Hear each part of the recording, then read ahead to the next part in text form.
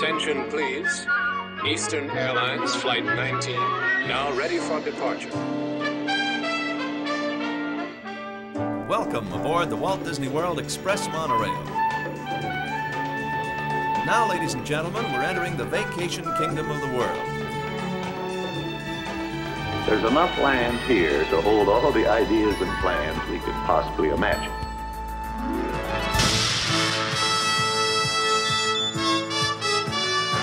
We call it EPCOT. Will be our experimental prototype city of tomorrow. Welcome to another episode of the Retro Disney World Podcast, taking you back to the vacation kingdom of the world, the way it was, and the way it is in your memories. All right, welcome to another episode of the Retro Disney World Podcast, the official podcast of the Lake Buena Vista Historical Society. I'm your host, Todd McCartney, and tonight is episode 49, Horizons, the Prologue, where we'll be jumping into all of the history, design elements, and everything behind the attraction Horizons at EPCOT Center. But before we get to that, we've got a lot to do and also some introductions to the team. Coming into us from Ohio tonight, Mr. JT Kuzier. How you doing tonight, JT? I'm doing good. How are you, Todd? Pretty good. The maple syrup season's done here. Oh, yeah, it's people are cutting their grass, and I feel like it's too soon. I'm like not there yet. But Not there yet? All right. Well, I'll send you some syrup to extend the winter feel of the season. How's that? Yeah, okay. And also coming into from Tampa, Florida, as always, Mr. Hal Bowers. How you doing tonight, Hal? Aloha, I'm doing just fine. Nice. Anything exciting going on down your way? The No. Tampa Bay Lightning and the hockey, as you call it, are gone? Yep, they're done. They're done. Toast. They're done. Who beat them? It's beach weather, so the Blue Jackets, I Yeah, thought the so. Columbus Blue who Jackets. I'd never heard of before in my entire life. Because We I'm have. still, when I followed hockey, it was the 1970s. So as far as I know, Bobby Orr is still like playing for Boston. They wear helmets now, How? And Yeah. I know, what a surprise. And like, how there's- Mickey Mantle is no longer playing Yeah, for the Yankees. there's some new guy on the LA team named Wayne Gretzky who I think has a lot of promise. So we'll see what happens. They with him. pulled off this monster trade. But no, I actually do attend a few games here of the Lightning, and I like them. I don't know. That was a weird We'll one. all have to go next time we're in town. We're all in Not town together. We'll go not to a sure Tampa what Bay happened game. with that one, but Yeah. whatever. So Well- congratulations to the Blue Jackets and Yep. and all their fans. They're headed off to the next round, I suppose. That's right. That's right. And another hockey fan hailing from the city of brotherly love, Mr. Brian P. Miles, or your team finished up as well. Greetings and salutations from Philadelphia, where the Flyers did not make the playoffs, and neither did the Lehigh Valley Phantoms, their farm team, where I have season tickets. So, Well, my alma mater, UMass hockey, lost in the national championship. They didn't go anywhere. And then the Bruins are still hanging on, but I don't know if they're going to this week the Flyers made news because yesterday they hired the former head coach of the New York Rangers, where our special guest tonight is from, and Alain Vigneault is our new head coach. So. I'm sure go. that will put us right into the Stanley Cup Finals next year. There you go. And as Brian hinted, we do have a special guest sitting in with us tonight from New York City, the Big Apple, Ted Linhart. Welcome to the show, Ted. How you doing tonight? Very good, thank you. Excellent. So Ted is one of our high-level, gold-level donors, if you will. He runs DisneyDocs.net. He's got a wealth of information on Horizons, so he is sitting in and will be helping participate in getting the show off the ground tonight. So I'm glad that you could join us. Anything you'd like to say to everybody out there? Any hockey excitement you have going on in your city? I have zero sports interest, so Okay. I cannot contribute to that at all. But I will say I am thrilled and honored to be with you. I only could dream of this happening 5 years ago when I first started listening, which proves if we can dream it, we can do it. There you go. Oh. Nicely done. I have to say I'm particularly happy Ted's with us because Ted offers commentary on his Twitter feed from time to time on television shows. And he was the other person out there who loved HBO's Crashing. Oh, yes. And commented on it when it was canceled. Oh, that's So right. I think you liked my tweet when I did that, maybe. I absolutely did. I loved that show and was very disappointed that it ended. And it's amazing how it changed in over just 3 seasons from an original premise to really an amazing character study. I was so disappointed. And with that, folks, that is our sports and entertainment news for this month. Tune in next year.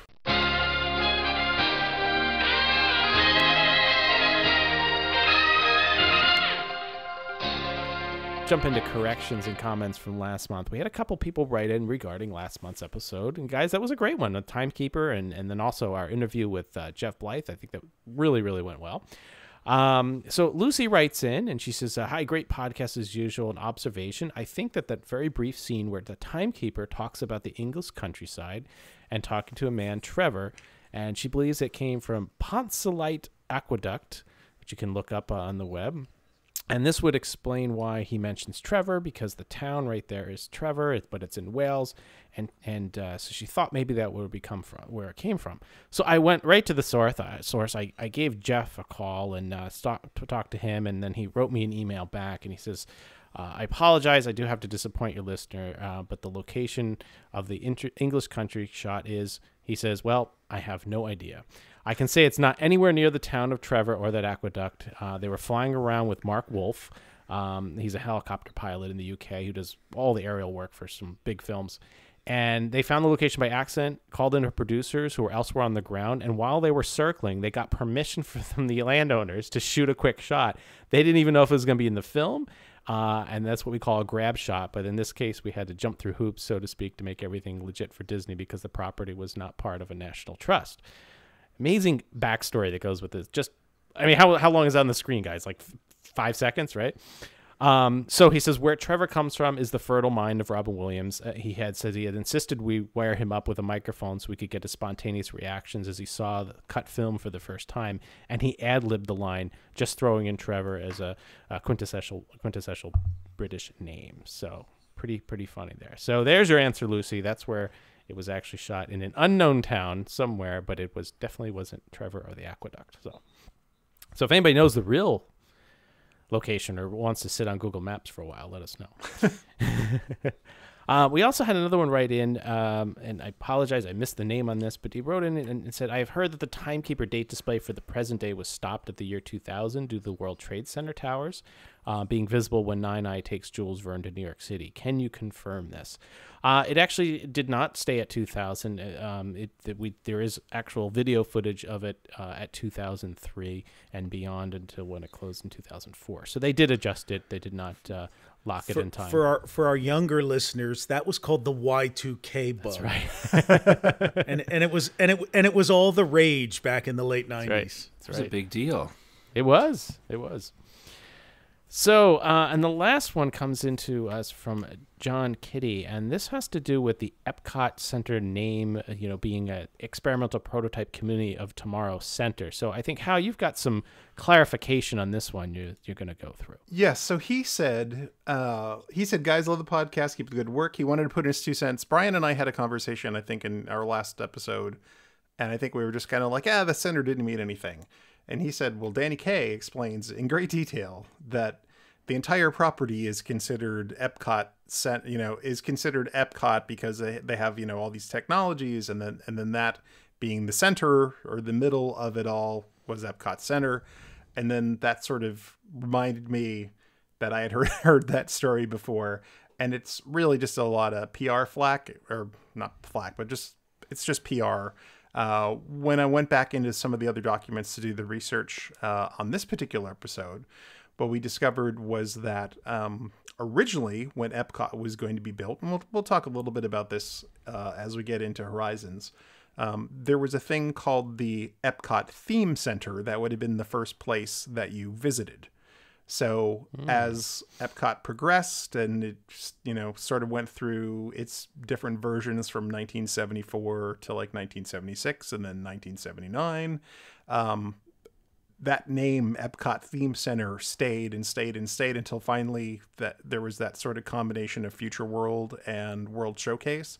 And at that point, they dropped the word theme out of it and just left it as EPCOT Center. Originally, it was going to be a center. The idea is that there would be sort of like when the idea was originated in 76, there was going to be an institute that was part of it. So you would have gone there to get your education. There would have been satellite facilities that could have had things like, power plants or water reclamation plants or manufacturing facilities or what have you, whatever the sponsors wanted to put in. And then the center would have been where you would have gone to get the sort of like a taste of all of these things before you went off and looked at the individual facilities. So that's where the concept of the center came from. And Ted is waving, showing me his, he actually has the 1976 document that this all comes from, where he's explaining, where it kind of explains this entire thing as they went out to try to get sponsors and whatnot. So thanks to him for having that document handy for us to like sort of verify that against. Also, can I bring up one topic on this? Sure. Doesn't Walt, in the movie where he unveils Epcot with the big giant map, doesn't he say experimental prototype city of tomorrow? He does one time. Yeah, once. That's it. And then it was community after that. Yeah, he forever. actually uses it interchange. He says, I think, community twice and then says city one time and then goes back to community. Because in your intro to the show, it's city. Yeah, because that's cut directly from, that part is cut directly from the Epcot film. Actually, we had Walt record it for us. Yeah, he knew years ago that this was going to happen. So yeah, it's probably good that the marketing team just didn't call it like Epcot Middle, right? Yeah, it just doesn't have the same ring. But that might be a nice shirt. Where are you staying? Where are you going? We're going to Epcot Middle. So. Yeah, and actually that's interesting because I think maybe the reason we got on this is because for a very brief time before it became Epcot 94, it just became like they dropped center and it just became Epcot shortly. Right. And then we're not building the rest, so it's no longer the center. Like, tagged on the 94 and the 95, and then it went back to Epcot. Then I had that whole problem at the end of the 90s where like nobody knows what this is called. Let's put a giant wand with its name up there. That was 2000 first, wasn't it? Didn't the wand say 2000? It was. And then it changed to Epcot. They rebranded again. So since it's no longer, maybe we now need to find the exact dead center of Epcot and then stand there, and that would be Epcot Center, right? It's actually in a sinkhole. We'll get a marker put down. It'll become an Instagram photo. Yeah, there we go. That would be perfect. I'm in Epcot Center. I like Mission that idea. for October. That's right. We'll work on this one. We'll work on it. All right. Well, that does it for comments and corrections. I'm going to pass it out to JT, who's been lugging that giant mailbag around. It's getting warmer, but it's getting heavier and heavier by the month. So what do we got coming in this month, JT? It is much easier without... Wait! I can't see you behind all those letters. Could you? I thought I had a camera problem there. Yeah, I had to dig my way out here. All right, so we've got a few here. First one is from Rick Webster, a regular. I feel like we've gotten some other letters from him before. He says, "Hey guys, absolutely love the Timekeeper episode." He said, "Well, I love all the episodes. Thank you, Rick. And it inspired me to watch Timekeeper on YouTube," which I did the same thing, Rick. My wife and I were at the grand opening of EuroDisney in '92, and we absolutely loved it there, and were thrilled when we were able to see it in Walt Disney World one time as well. The stories and background about the making Timekeeper were amazing and fascinating. He said as he was rewatching it, he noticed something in the helicopter sequence, and it made him curious as to whether it was coincidence or a nod to another Tomorrowland attraction. When Jules Verne is in the helicopter stepping out, Timekeeper says to him, "If you had wings, I'd let you go." He said, "What do you think, guys? Coincidence or a nod?" I don't know. What's your take? Well, this is giving nods. Like, you have the little sculpt of 20K in Ariel's grotto now, or whatever Ariel's, right? Mm-hmm. And the some of the leftover stuff in other rides, or the World of Motion Star logo, Tours, different things like that. So, if it is, it might be one of the earliest nods to previous attractions, but then again, it didn't replace that attraction either. Hard to say, but I mean, Jeff wrote the script, right? So I mean, he was familiar with those attractions. He probably either he or someone in his group actually probably shot some of the aerial stuff, like when you were in the mirror room and over the mountain. So that could have been. I think he was familiar enough with it, or he could have wrote that in. Well, we got his email and phone. I think we might. We should. Or maybe Robin Williams ad-libbed it because he was a big fan of If You Had Wings. Yeah, you never know. A very good observation. Yes, thank you, Rick. All right, next up, we're going to jump away from Timekeeper just for a second, and we're going to hear from Maverick, not Top Gun Maverick, but Maverick Martin. He says he's been a fan of the podcast for years. He's a former cast member. He worked in the ticket department from 1976 to 1980, and at the time, tickets was the second largest department, only operations was larger. One of his jobs was cashier in the Penny Arcade around 1978. He says it was so loud in there he requested earplugs but was denied because they would detract from the theme. He had his supervisors, so that this continues on. The supervisors did a test of the noise with a meter, a VU meter, and the results came back that the noise was acceptable over an 8-hour shift.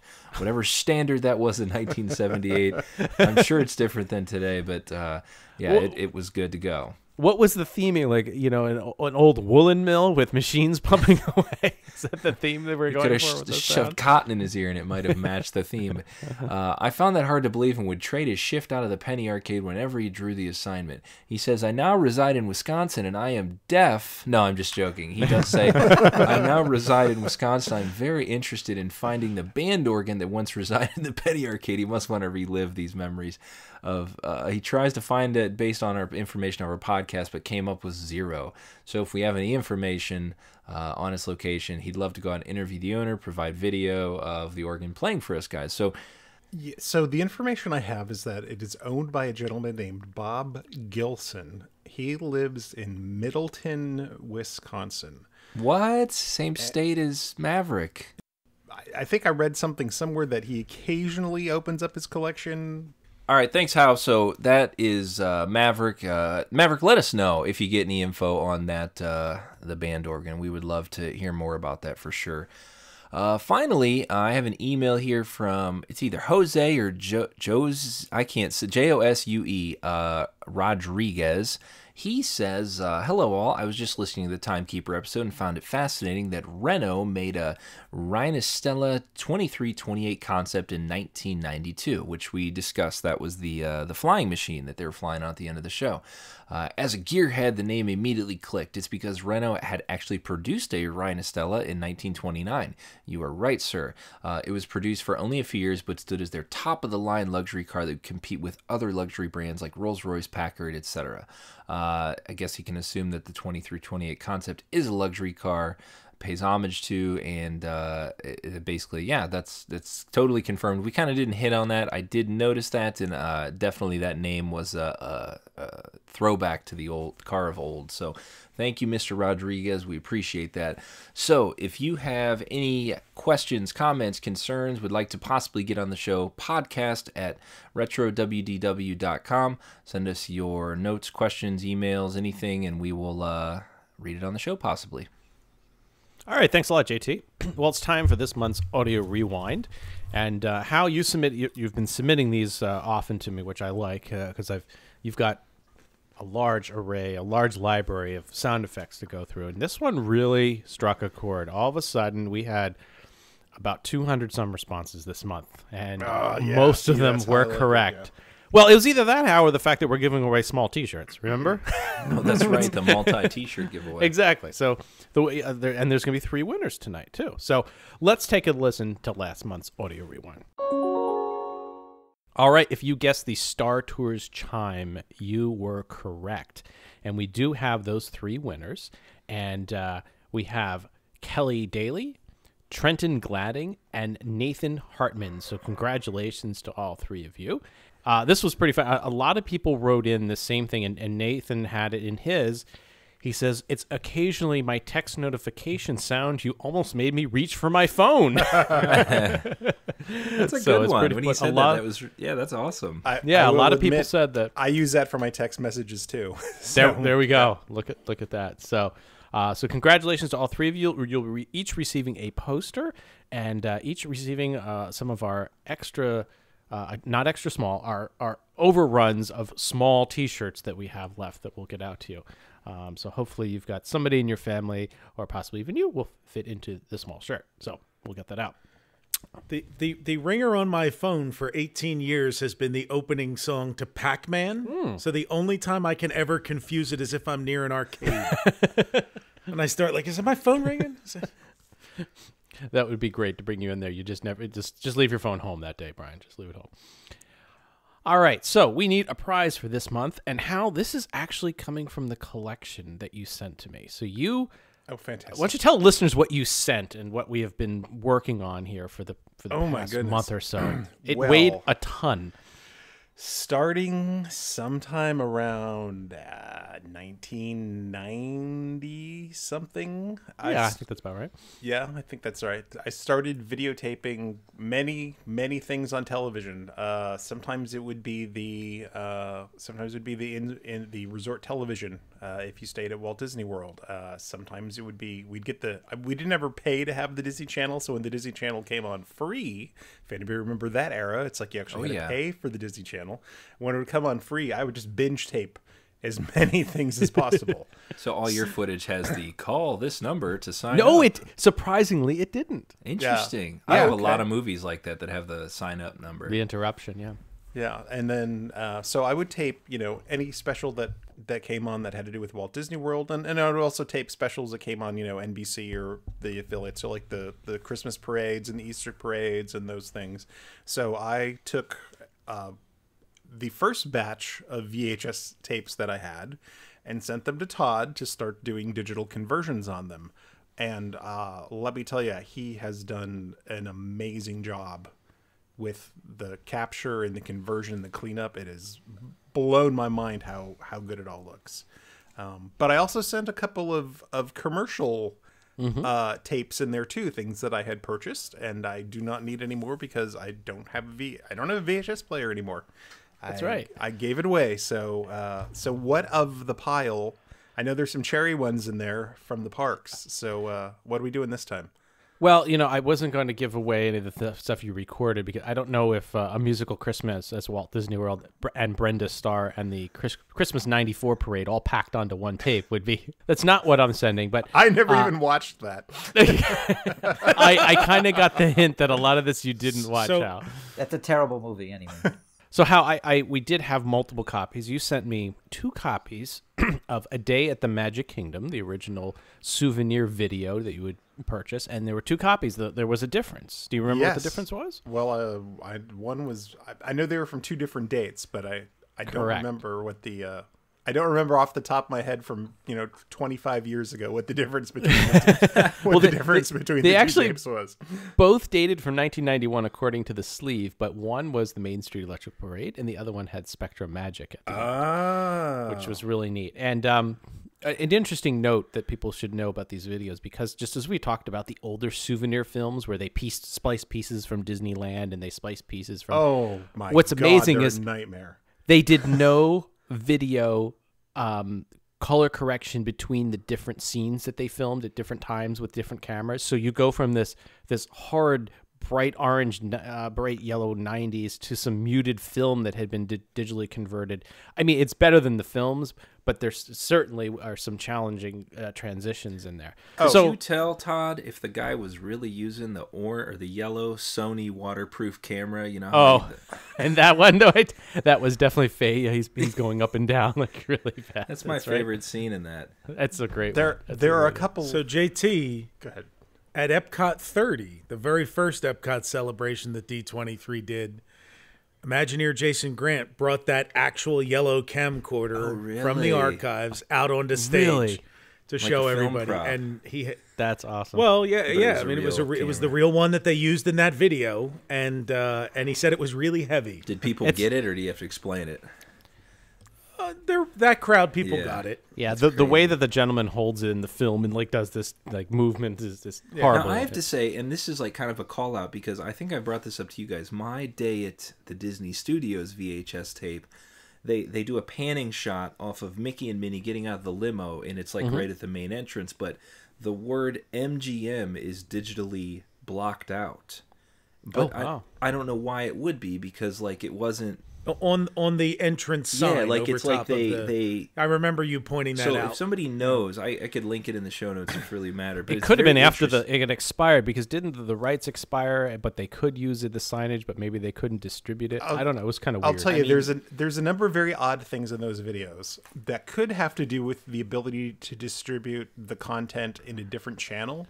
For example, none of the original attraction audio is used in either the Magic Kingdom or the EPCOT videos. So when you're watching Pirates of the Caribbean, it's a completely different dub of voices in it. Same thing with American Adventure. It's like when Ben Franklin is talking, it's a completely different Ben Franklin. It's like a test B-roll or something. Yeah, it's the weirdest thing. And the only thing I could think of is, they had the artists sign the rights to, use them inside of the parks and, on the attractions and perhaps on soundtracks, but they never, because home video didn't exist when those things were recorded, maybe they never got the rights to release it on home video. It's very off-putting. Yeah. And the other thing is, as you said, it's like you'll see crosscuts between Disneyland, Disney World. I want to say there's shots of EuroDisney's Phantom Manor in the Haunted Mansion section. It's awful. It's the type of thing that would drive me insane when I would watch this. So if you do have a lurking VHS, and this is the prize for this month's audio rewind, we'll send one of them. Maybe your winner's choice. How's that? Electrical Parade or Spectro Magic? But we'll send it out to you if you have VHS. Pop this thing in. But all the other listeners out there, don't fret. Since we do have it, we will release it at some point and let everybody see it. So it will be coming amongst the other 30, 40 different items that I've now converted for Hal that are ready, including some fantastic things. I have Disney Magic in Florida and these local broadcast stuff. Just amazing. And that's where we're going to find out where that Lime earrings came before the Lime Garage. So I want to know how Hal recorded resort video. Did he bring a VCR to a resort? Yes, I did. You did? I would bring a VCR with me to the resort when we would stay, and especially the DVC resorts all had the television was all just like a coax cable in the back, so I would just put the coax in and then snake it the rest of it out to the TV and have my VCR sit between the cable coming out of the wall and the TV, and I would record for 2 hours. But the best part is, Ted, is that he also recorded about an hour of the audio loop that came on with a test pattern at the end of the night when I guess they didn't think anybody was checking in late. It went to a test pattern and just played this awesome loop of I think it's Magic Kingdom background music. It's the Main Street the ticketed transportation center. We're getting there, JT. There's a lot of work to be done. So when you go up to the monorail station, there's music that you heard at the monorail station, and then up to the gates where you walk in. It was that. That's like a holy grail to some YouTubers. I feel like nobody recorded after the Star Spangled Banner when the show went off, and exactly. And I think we have no less than I'm looking here 1, 2, 3, 4, 5 different Walt Disney World info channels coming up. So, but anyway, that's video. We're talking audio. So the video of A Day at the Magic Kingdom can be yours if you know the answer to this month's Audio Rewind.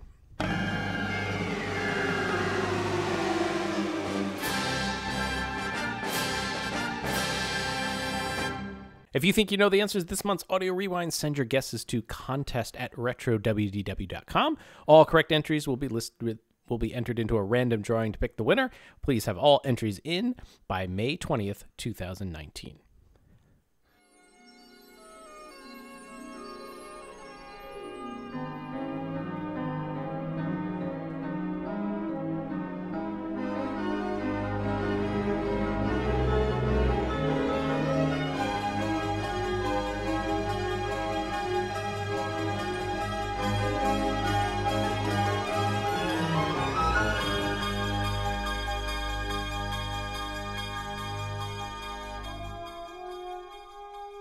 All right, well, it's time for this month's long-awaited main topic. As we promised you last month, we are going to take you back to Horizons.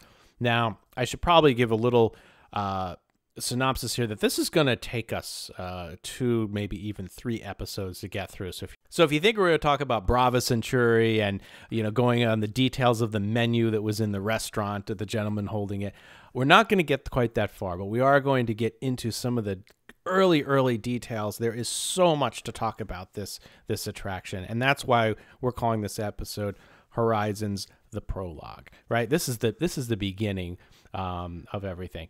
So I'm going to let you and Ted lead. You guys have done a tremendous amount of work here on it. So let's start way back, even before there was a center of EPCOT.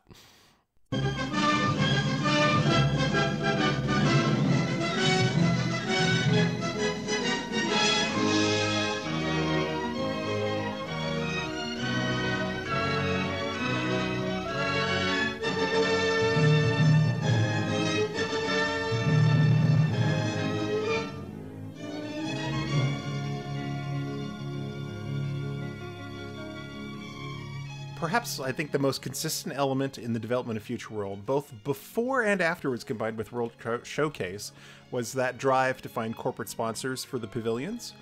Because, as we have talked about before, Disney was a little company. It made a decent amount of money on the Magic Kingdom, but, after the oil crisis and a number of things, it's like they didn't have the money to go around and just build whatever they wanted. The company was very different than it is today. So they needed sponsors to help pay for, the construction of what at that time was 2 separate facilities, a World Showcase and a Future World, center for commerce and industry. So in order to do this, they actually came out with publications and all kinds of materials to try to basically pitch and sell companies on the idea of sponsoring EPCOT the same way they would have sponsored a pavilion at a World's Fair previously. So in the 1976 publication, EPCOT in Introduction, which was a marketing piece to facilitate corporate and institutional participation in EPCOT, Disney laid out plans for pavilion concepts that they felt would be very likely to succeed in that marketplace. And now Ted actually owns a copy of this document, so I'm going to pass it over to him to just kind of talk about the kinds of things, the types of pavilions that they were trying to sell at that time. So yeah, it's a very interesting document. It almost talks about EPCOT as if it's going to be a not-for-profit public policy environment. The idea was to spur innovation, to spur invention, to better the world. In fact, I'll quote from it. It says, the philosophy of EPCOT is designed to respond to the needs of people by providing an international forum where creative men and women of industry, government, and the arts can develop, demonstrate, and communicate prototype concepts and new systems and technologies and their application in creating better ways of living. So they really were pitching this thing as a way to improve the world, as a way to participate in elements that would improve society, and it's almost like a think tank.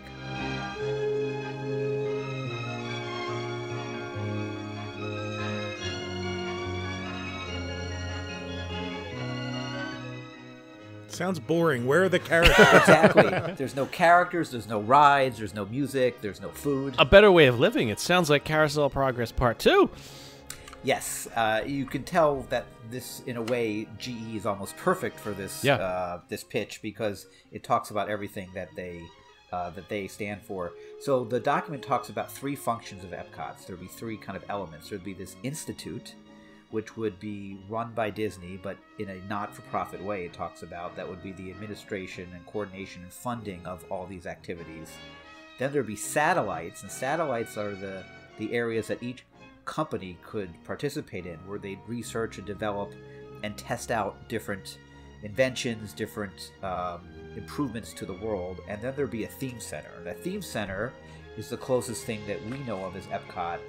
And they refer to it, this is the first time we see something that actually, I think, became part of EPCOT, because they talk about Communicore in this section. In the theme section, they talk about 3 different areas, 3 different pavilions that would allow people to interact with the technologies that the corporate sponsors are designing. There'd be a science and technology pavilion, and that would talk about energy, transportation, agriculture, food production, oceanography, and outer space. There would be a community pavilion that would talk about education, health and medicine, and other vital components of the community, such as economics, speaking of excitement, planning and design, and government services. And then there'd be a communication and arts pavilion talking about the world of information and communications. So all of this would be focused in something that they call Communicore. The principal activities of the EPCOT Theme Center will take place in the Communicore and Theme Center pavilions. The Communicore will act as a corridor to arriving and departing visitors. So this is the first element I think we see where something from the mid-70s actually manifests in what EPCOT actually was, and Future World actually was built. This is, I think, the first piece we see of something actually going from 76 to 81. And it's a very dry document. There's no pictures. There's no concept art. It really couldn't be a drier, very un-Disney-like, even for 76. But I think the thing that it does do, as you say, is it pulls out some topics that actually do make it all the way to the end to the EPCOT Center, we know. So, there was an energy pavilion, a transportation pavilion, a food pavilion, oceanography is the seas, space was, so like all these things that they were thinking about. I think these are almost kind of like archetypes of industries that they selected specifically because they figured, we'll go after a BP or an Exxon, or there ought to be somebody that would sponsor, an energy pavilion. We can go after Ford or GM or another American company to sponsor transportation. So they really were kind of trying to pick, I think, things that were sponsorable, for lack of a better term. And that's why we see these kind of survive out. So even after World Showcase and Future World, and at this point, these are completely separate facilities. Future World and World Showcase are not like combined into one thing yet. World Showcase is still a completely separate park. So even after they are combined in post 76, this mix of pavilions stays intact through the rest of Epcot's development and sales cycle. And for the next 2 years in documents and publications, we see, that sort of familiar lineup that we're used to of Spaceship Earth, a Life and Health Pavilion, the Land, a Transportation Pavilion, still not World of Motion yet, Space, the Sea, Energy, and Communicore, and those keep sticking. So this starts in, what year was that one published? 76. 1976. Okay. Yes. So from 1976 to 1978, beginning in 1978, Disney cannot get a sponsor to sign on to this thing. It isn't until January of 1978 that General Motors finally signs on to sponsor the Transportation Pavilion. And then after they sign on, it sort of starts, a litany of the other ones starting on. So Exxon signs, Kraft signs, AT&T signs on to sponsor Energy, the Land, and Spaceship Earth, respectively, by the fall of 1978. But they were still having trouble trying to get sponsors for Life and Health and Space. So, in very late 1978 or early 1979, Disney began circulating artwork that Herb Ryman did of a new pavilion focused on science and invention as a potential replacement for either one of those two other pavilions because they just weren't getting any traction from them. And this is a really interesting piece of art. It was really only published in two places that we found so far. One was in one was a Herb Ryman, his A Brush with Disney book. And I think there was another Disney publication that it was in. It might have been an annual report or something. But it's one of these kind of very overlooked pieces. And what it looks like, and we'll post a picture of it in the show notes so you can see it. Kind of looks like there's a carousel theater out front, and then next to that, a glass building with a sort of large sweeping trapezoidal roof, kind of in the vein of what actually got built there. And then in the back, there's kind of like this large wedge-shaped building. And eventually, this building did find its way into Epcot renderings in the position where the Land Pavilion was previously, because when it started out, the Land was over on the left-hand side where Horizons would end up going. That's right, yeah. So there's a couple of pavilions that kind of swap around during this time. There's another strange-looking one that has a lot of gold on it and kind of like a large spire that comes up on the right-hand side with what looks like an observation deck on it, and sort of another raised section in the middle. And I don't think anyone has quite identified what that is yet, whether that was a different take on the Space Pavilion, or maybe that would have been the Arts and Entertainment Pavilion that eventually became Imagination. But there was definitely some stuff in play here to try to make this happen. So whether it was the carousel theater or the large amount of light pouring out of the glass windows in that rendering, we don't know. But on March 29th, 1979, Disney announced in a press release that GE did enter into an agreement to produce proposals for General Electric's participation in Epcot Center as a potential sponsor for the Science and Invention Pavilion, which in itself is kind of interesting. It's like they didn't agree to sponsor it. They agreed to be able to be proposed to sponsor it. But that was, I guess, enough at that time. And the press release goes on to say that the presentation will show how the scientific method and inventive process combine to provide a basis for new technology, serving the present needs of people, as well as fulfilling their hopes for the future. So it sounds very kind of Horizons-esque, but also still very focused on science and invention, in particular applied science, which, besides GE being, the light bulb people, they had all kinds of other businesses that they could support as well.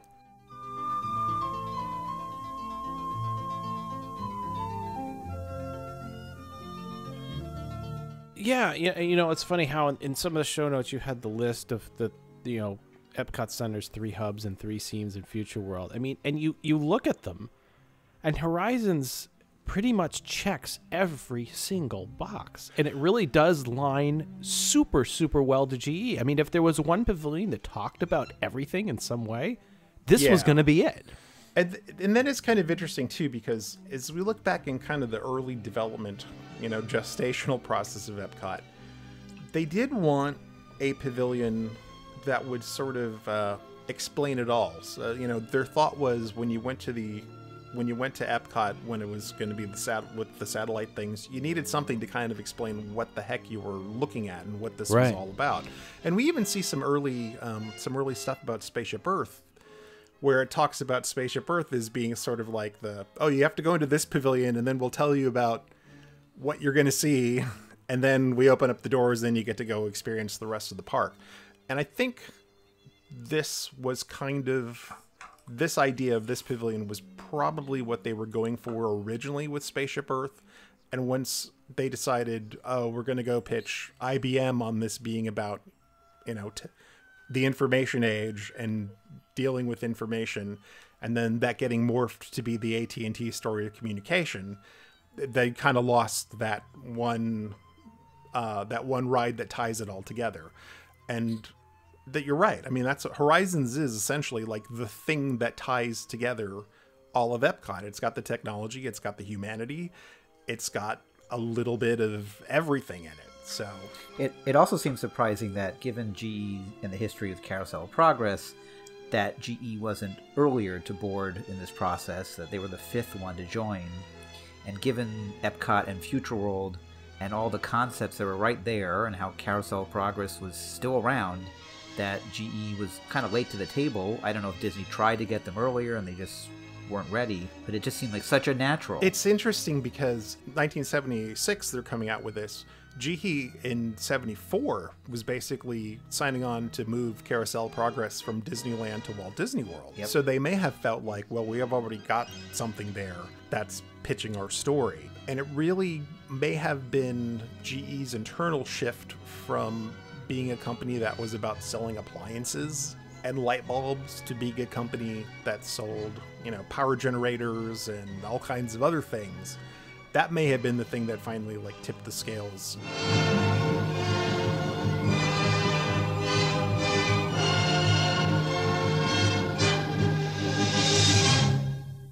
It was like, I think eventually they landed on we bring good things to life. Good things right? to life, Right. yes. Yeah. Yes, yep. Yeah. So I think with that change of philosophy, it just made more sense for them to actually tell that kind of story rather than the consumer appliance story.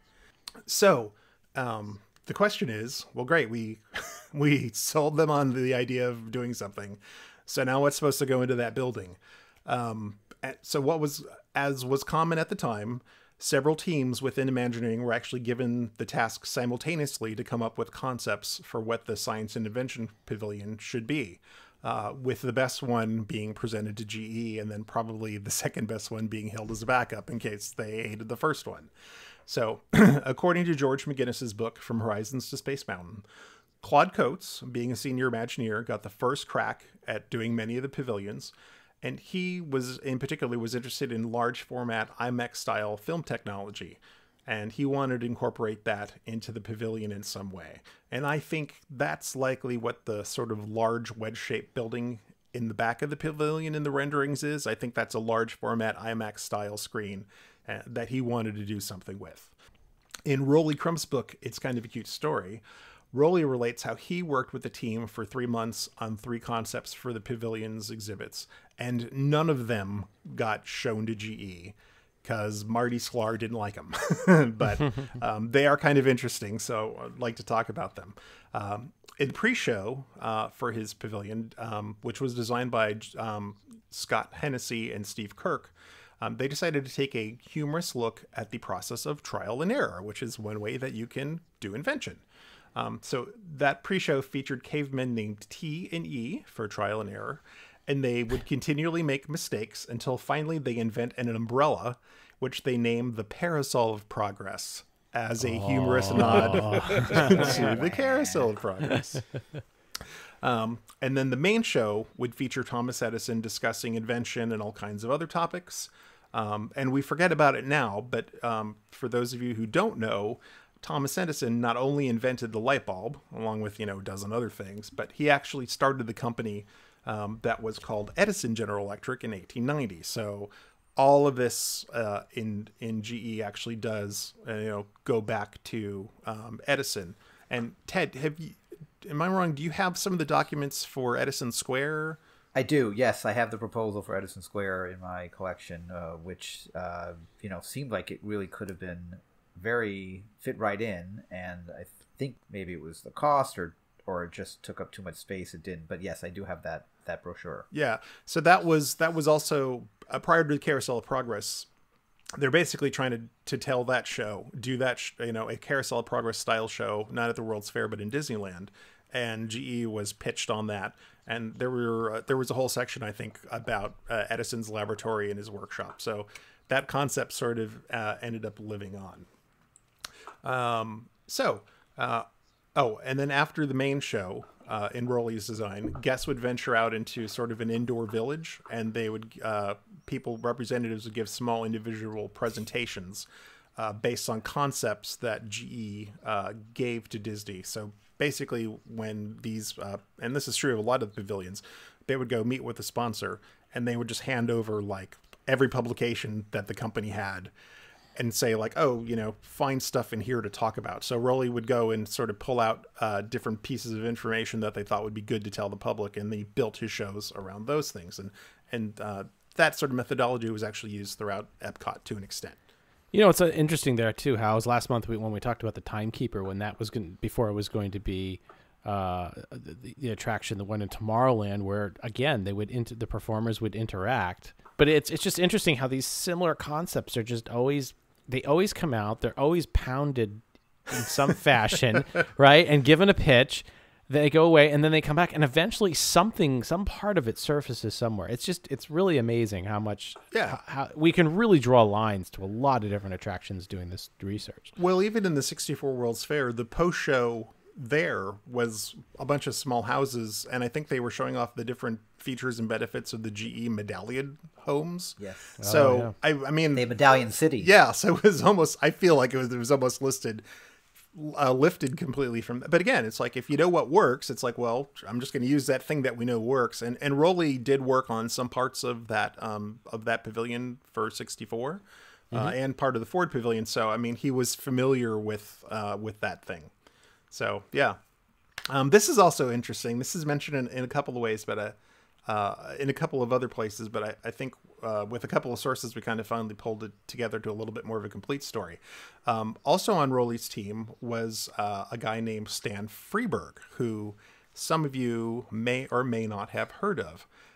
He was a satirist, sort of a comedian, a radio performer, and also like a really innovative guy in advertising. Now, those of you who are old enough may actually remember his voice from a series of Encyclopedia Britannica commercials that ran from 1988 to 1992.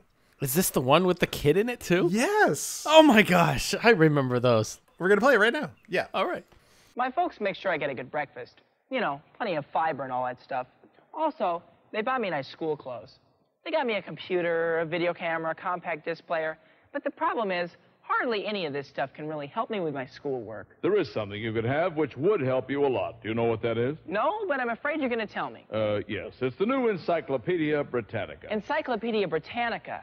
Now you tell me. So in his prime, Freeberg had a string of commercially successful parody radio singles and albums, including Stan Freeberg Presents the United States of America, which was actually a huge, hit comedy album back then. And that, I feel, is probably what was likely to have him be included on this team. And at this time, Wed was actually bringing in unusual outside talent to consult on EPCOT projects. And this is something we're just starting to find out about now. There were some Hollywood directors and really big names, interesting people that were brought into Wed to sort of assist in EPCOT to give it a little jump start. I have an archive of Joseph Mankiewicz, who was asked to write a full script for Spaceship Earth. Yes. And he has I have a long series of notes where he sketched out very enthusiastically what Spaceship Earth should be about and an entire story. That in particular is the one that I was thinking of, and I did know that you had that, because that is fascinating that they would have fascinating. Him. Yeah. He got $5,000 for that. That's all that was for. Okay. Well, that's the one payment I have. I don't know if he got more than that, but that's the payment slip that comes with it. Oh, that's amazing. And he was the director of... I want to say, oh my God, I should know that. He wrote and directed, was it, something very, is it? Yeah, I want to say it, now I'm going to look it up. All About Eve. That's yes, All About Eve. Yes. So that's such a weird, like, oh yeah, get the director of All About Eve in here to work on this. And but he was like in his 70s at the time. Yeah, brilliant. I mean, absolutely brilliant guy, though. So. Yes. Anyways, so Freeberg had been working on material for his second volume of the United States of America, and he actually had a bunch of skits already in the can that he was working on about inventors at the time, including one about Thomas Edison. So I'm going to play a little bit of that so you can get a taste of what maybe his take on it was. Mr. Edison? Yes. I've heard a great deal about your new incandescent bulb. There's no wicks to trim, it's cheap to run, and here's the best part, the bulb never wears out. It what? No, I've designed it so it lasts a lifetime. Mr. Edison, don't you think it would be better for all concerned if the bulb blew out occasionally? But that's not what I had in mind. Think of the expense. People be running out and buying light bulbs every time they turned around. A lifetime bulb is all wrong. It's against the scheme of things in this country. You don't want to be un-American, do you? Well, you've been a big help to me. What was your last name again, General? Electric. So in the end, Freeberg's ideas just proved to be way too unconventional for Wed. At one meeting, he suggested that the building be redesigned to look like a box of light bulbs with one light bulb sticking out of the top, since GE was going to be the sponsor, and that didn't really go over so well. In another, he proposed that instead of waiting in a queue, guests be put into small moving cars with a TV screen inside of them and just kind of go perpetually around in a circle until the theater was ready to load. And after that idea was shot down, Freeberg left Wed and just never came back again. Meanwhile, there was another group working on an idea. George McGinnis was teamed with Colin Campbell. And together, they also came up with an idea where Thomas Edison's laboratory would be an introduction to the General Electric story. And that was solid enough that that concept was actually presented to GE. The only problem is the chairman of GE, Reginald Jones, hated the idea. Hated it. He didn't want another history show because the company had just paid to move the Carousel of Progress to the Magic Kingdom. He had no interest in that at all whatsoever. And I will say, after doing like 3 or 4 days of research on this, I went back and opened up my copy of Michael Crawford's excellent book, The Progress City Primer, and everything that I went through the process of researching was sitting in that book already, with a little extra detail. So I'm going to quote a bit of stuff out of there and encourage you, if you're interested in the content of this episode, go pick up his book. It is really good. And we'll be able to flesh out even more of this kind of stuff. He says that GE actually insisted that the pavilion be, quote, a thrilling ride, and through a future tomorrow. So that sent the design team back to the drawing board again to start over. And so they did. Claude Coates got put back on the project with an industrial designer named Bob Kurzweil and an architect named Bill Norton. And together they started working on track layouts and a ride system based on the Peter Pan flying boats. And the reason that happened was because Claude was still super interested in, an IMAX style screen. And they thought it would be really neat to be able to put, a guest like in the middle of that giant screen. So they wanted to do, some sort of like tracked flying car that eventually became sort of the one-sided car that we have today. Eventually, McGinnis and Campbell were put back onto the project with a different architect named George Webster.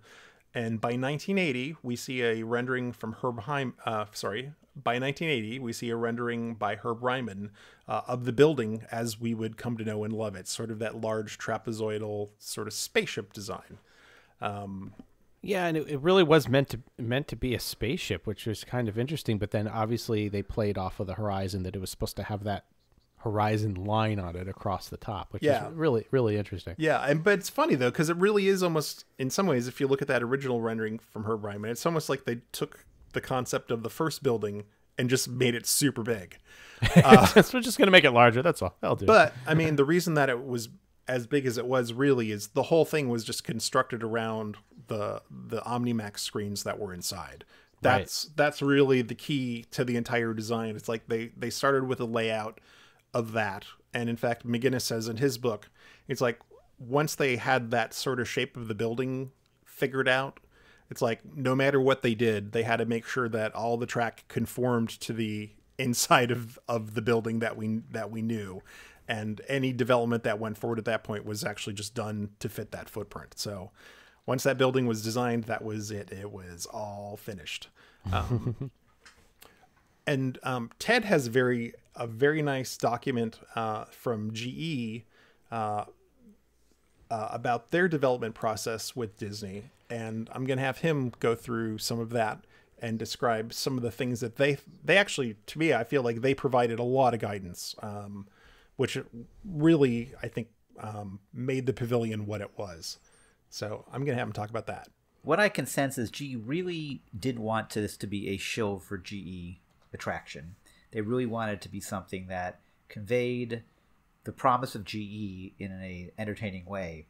So this magazine, which I assume was written for clients of GE or marketing material for press purposes, was written by a guy named Ned Landon, who was the official liaison between GE and Disney.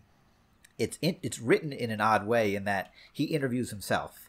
He says he was a reporter and a journalist. So the questioner is named Landon and the answerer is named Ned. And so he goes back and forth and asks himself questions. But what's very clear here is that GE and Disney were on the same page, because I also have another document, which is the official Horizons cast member brochure that they gave to cast members so that they could learn about what Horizons was, and they have some very similar themes. So Ned talks about that the message of Horizons was that with the science and technologies already at hand, today's dreams can become tomorrow's realities, and we know that's the theme of Horizons. He's very clear that it's not meant to be a show just to pitch GE products, and in fact, it would be foolish to do that because this was set far enough in the future that actually trying to create product designs for something that GE actually sold would be quote-unquote foolish. So they didn't even want to get involved with that. But the goal of the show was to show that in the future, life can be made to be more pleasant, which a company like GE could fulfill for customers. So it's meant, quoting from the magazine, the Horizons experience is meant to make you feel good about the future and to feel good about a company called General Electric, which is trying to make good things come true. He says that the goal of the ride was really to look at the future in something that could be achievable, which is very important for both Disney and GE, the materials indicate.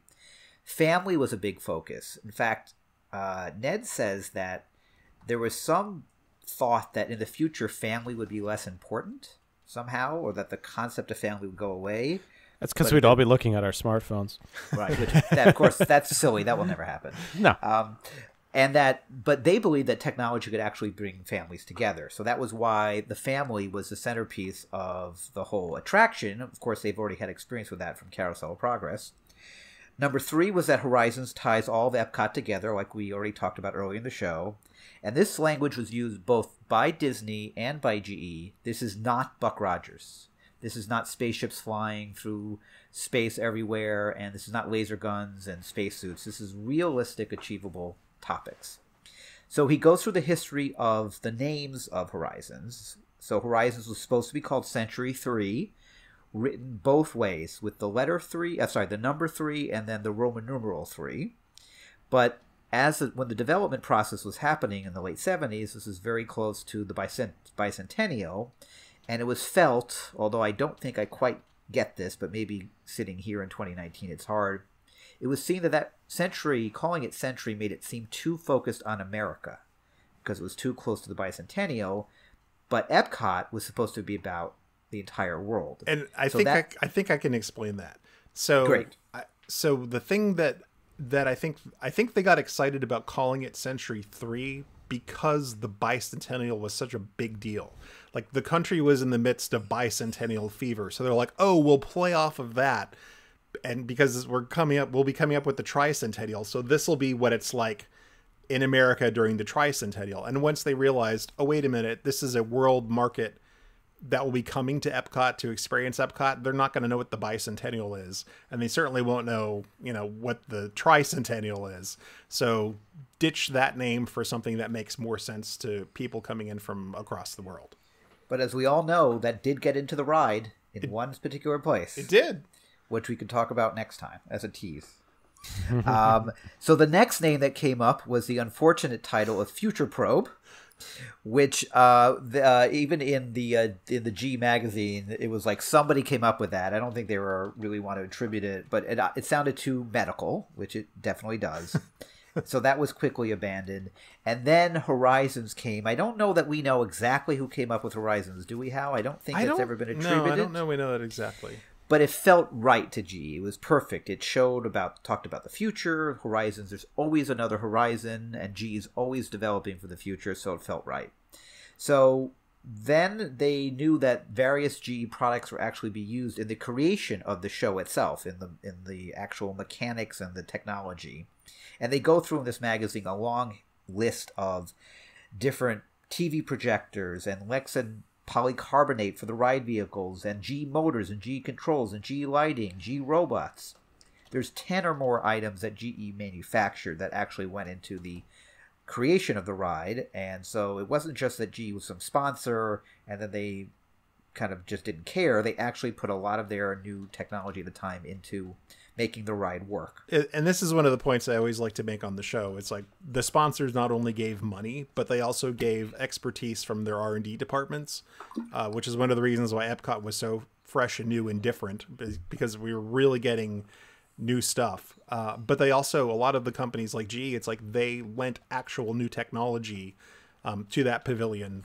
And it was the first time that any of us actually got to experience a lot of these things. And to me, that was really what made the corporate sponsorship important at that time. It wasn't just, they threw $30 million at them. It's like they gave them access to the labs, and they gave them access to all this new stuff that Disney had before anybody else did. I just want to go back for a moment. The family point I made actually came from Tom Fitzgerald, who was one of the designers, engineer, and I believe is also the young boyfriend of the daughter, right, in the video? Yes, he was the writer on that show, and yes, he was the what do they call him? The Beach Boy. The Beach Boy. Working on the sub, yes. So he's the one who said, and this comes out of the Horizons cast member manual, quote, "I wanted to emphasize family. Some people may feel the family unit may not exist in the future." I'm not sure how that came to be. "But I feel that advances in transportation and communication may actually bring families closer together."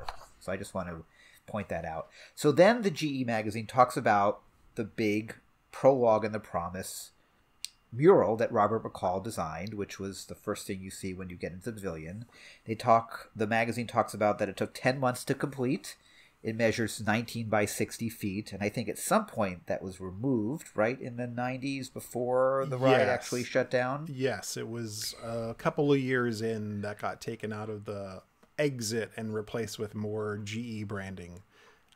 Because when they would do post-ride surveys, people didn't get the connection between GE and the pavilion so much, which was a real shame, because that we'll talk a lot more about that in the next episode, but that painting was really important, I think, to sort of set the tone. And he worked not only stuff that painting that was at the end, but he also did some concept artwork that ended up in the beginning of the show as well, in the pre-show area. So, yeah. So there's a whole. So George McGinnis gets a section in this magazine where he gets to talk about the attraction. He talks about how that they actually turned to scientists at Princeton, at NASA, at Caltech, and the University of Arizona to help make sure all the technology that you see in the attraction is based on achievable, realistic goals, maybe 20 or 30 years in the future, but that they're not just making up stuff and doing quote-unquote Buck Rogers. And then Marty Sklar is also quoted in the magazine. He gets a section. He says, and I think this is really key and is why we all love Horizons. It's obvious, but it's a key. Quote, Horizons is a type of pavilion I think Walt had in mind when he visualizes EPCOT. And I think that is so true. There's really no more epitome of what EPCOT was from that movie than Horizons. And that's why it's been so beloved.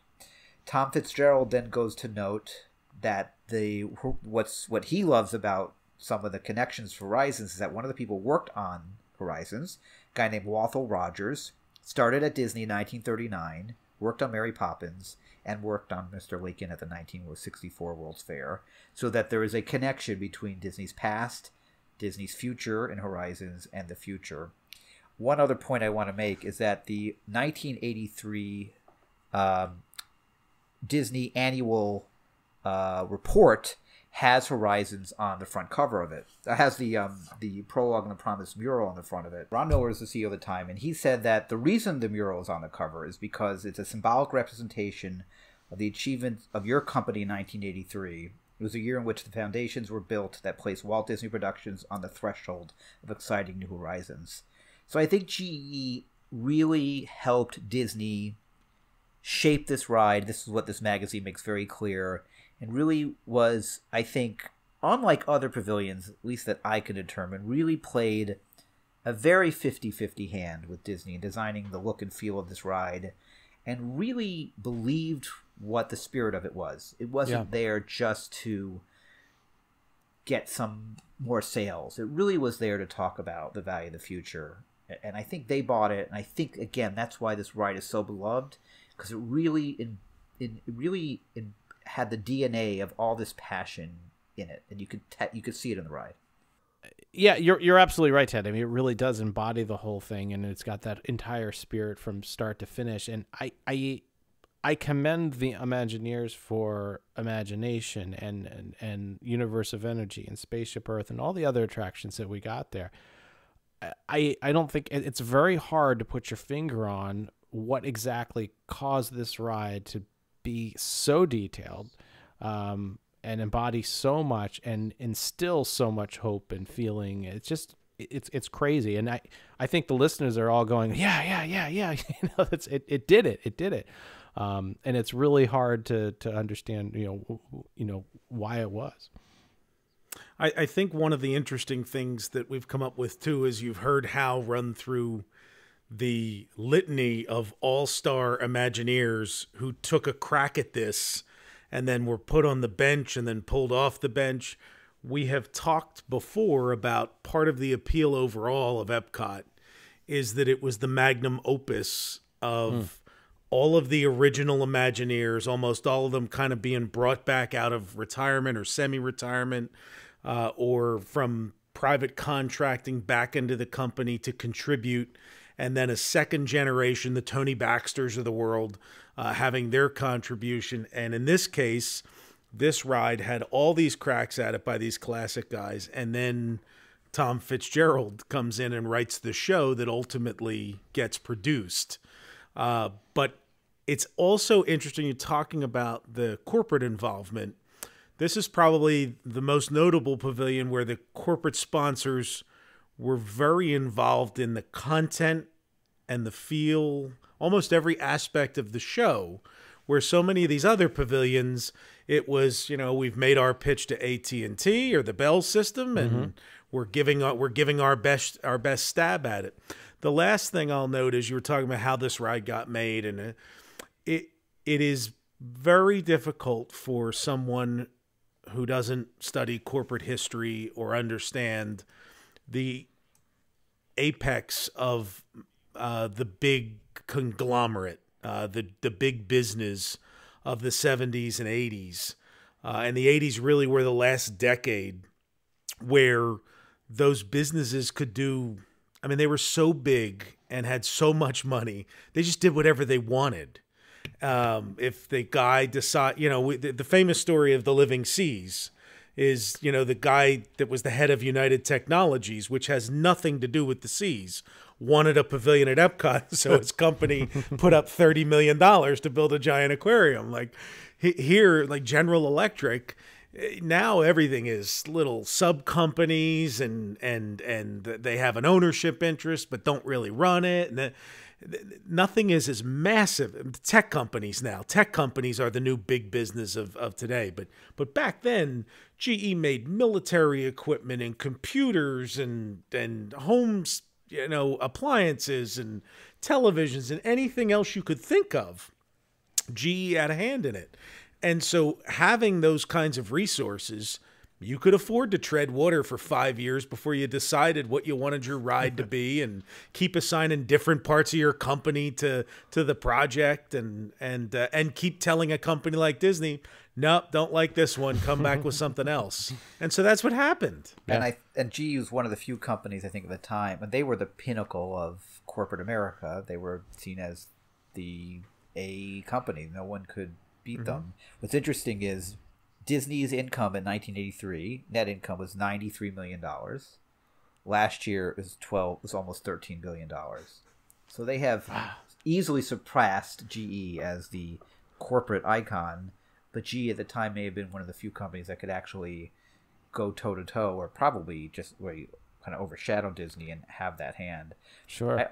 I also think it's important, and I don't know, I'm not putting down Rolly Crump, but I'm glad that his whimsical style of Rolly Crump didn't get too involved in Horizons. I think what makes Horizons, and especially before it opened, important was that it wasn't Small World, it wasn't Haunted Mansion, it wasn't Pirates, it wasn't that overly whimsical, and I think that's why Stan Freberg didn't work out.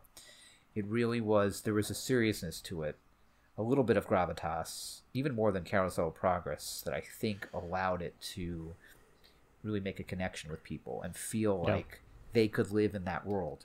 You can't live in Haunted Mansion or Pirates or even Carousel of Progress, which is so comical.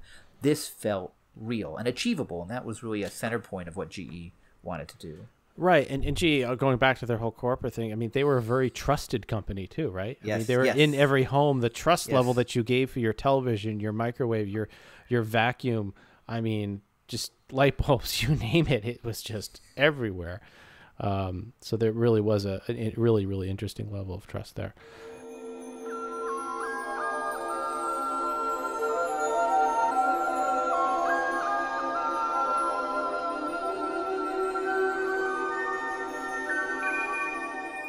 So, with all of these goals in mind, the team at WED began developing scenes and storylines for the attraction. But as we mentioned before, not everything made the cut. And Brian has some really interesting things about the music to share with us tonight, because there were some people that took a shot at the songs for the pavilion that didn't quite work out. Well, as you'd imagine, if you're building an attraction for General Electric that is a sequel to Carousel of Progress, you would turn to the famous brothers songwriting team of Dick and Bob Sherman, who wrote There's a Great Big Beautiful Tomorrow, and then were commissioned later when GE wanted to change the song in Carousel of Progress to something not dwelling on what's tomorrow, but that tomorrow's here today, that they've achieved great things today in their General Electric appliances and products. And they wrote the Now Is the Time, the new song that took up residence in the Carousel of Progress from 1975 when it moved to the Magic Kingdom until 1993 when the modern and current show was put into production. As you can imagine, with 72 different Imagineers all having their hand in this and different General Electric teams, as time went on, I think there was a general assumption when they were writing the show that the Sherman Brothers would ultimately provide the soundtrack, to the point that the Sherman Brothers wrote a song, and that song ended up being recorded in final version 5 different ways. And the reason you'd record a song 5 different ways, think about Journey to an Imagination, where they also wrote the song, and you have the instrumental version, and then you have the versions from inside the ride and different scenes. You hear it in a different way. So the song that they wrote, There's a Smile on the Face of Tomorrow. Da, da, da, da, da, da, da, da, da, da. We're going to play all the versions for you. Yeah, exactly. So they wrote this song. It was very triumphant. It's a Sherman Brothers song. Yeah. It's what you would expect to hear. And in a note here, because it's going to come into play in a moment. In 1979, the Walt Disney Studios hired George Wilkins as the studio's musical score director and the official musical director for Imagineering. And the idea was that Buddy Baker was approaching retirement, and that they wanted to have someone new on staff to provide the music for different things that they were doing in film and the theme parks. So he worked with the Sherman Brothers in orchestrating all 5 of those versions that were recorded. We'll play a snip of them. The first version you'll hear was a very jaunty Disneyland Main Street-esque version that's got the Sherman Brothers signature. So we'll play a little clip of that here. There's a smile on the face of tomorrow, like the heartwarming sight of a friend. Where we work, where we play, dreams come true every day as we reach for new horizons. We have learned to get more out of living. It's a rich, happy lifetime we spend. And then you will hear the 3 other versions that they recorded, varying voices and tempos, but essentially the same song. So we'll play a couple small clips here just so you can kind of get a sense of the different versions. Get more out of living. It's a rich, happy lifetime we spend. For the whole human race, there is time, there is space, as we reach for new horizons. As we climb out of yesterday's shadows.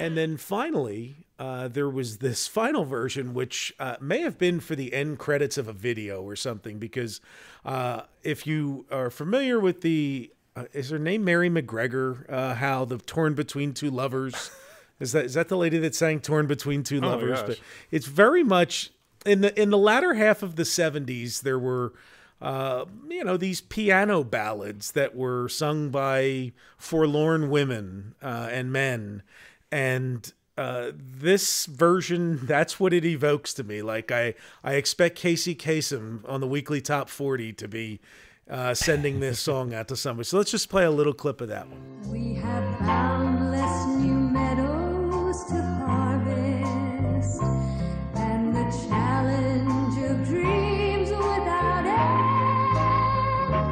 Life is filled with so much more than we ever had before. We're reaching new horizons. So those are your different versions of Reach for New Horizons, which is the full title. And like I said, they got fully produced. It got through all the production process. A whole team of musicians record these things. And so they eventually take it to a meeting with the General Electric folks, somewhat into the design process and construction or preparation process for the final version of the ride. And they're sitting in a meeting, and it's Disney guys there and GE guys there. And George Wilkins actually tells this story on Tammy Tucky's podcast, the Tiara Talk Show. And he said they sat there and they played the song, and they finished the song, and before anybody from GE could say anything, Imagineer Randy Bright turned to the room and said, "I really don't like that song."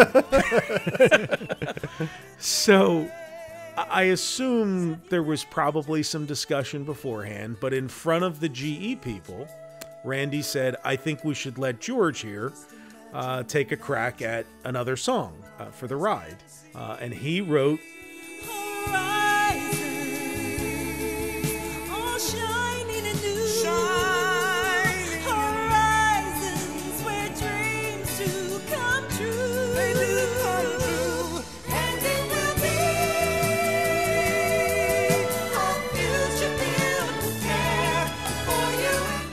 that became the final song for the ride that we hear in many different orchestrations throughout the ride and on EPCOT and Disney soundtracks.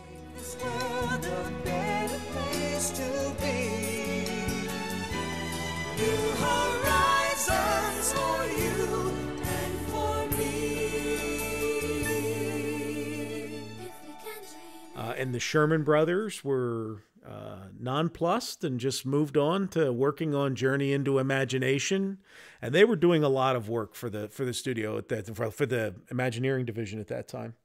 That's what happened, and George Wilkins' music got into the ride, and the Sherman Brothers didn't. And so important that happened. Again, the Sherman Brothers, I think, are a little too whimsical for this. And having spent, I go watch a ride through of Horizons maybe once every 10 days, and I have the soundtrack on my iPhone, which I listen to on my long walk home.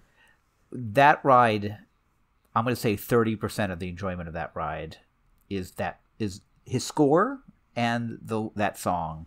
And there's again a gravitas and a sincerity and a belief that this ride is important and talks about the future that is part of that ride's DNA, that if it was a Sherman Brothers thing, it would feel, again, a little bit too whimsical. I keep using that word.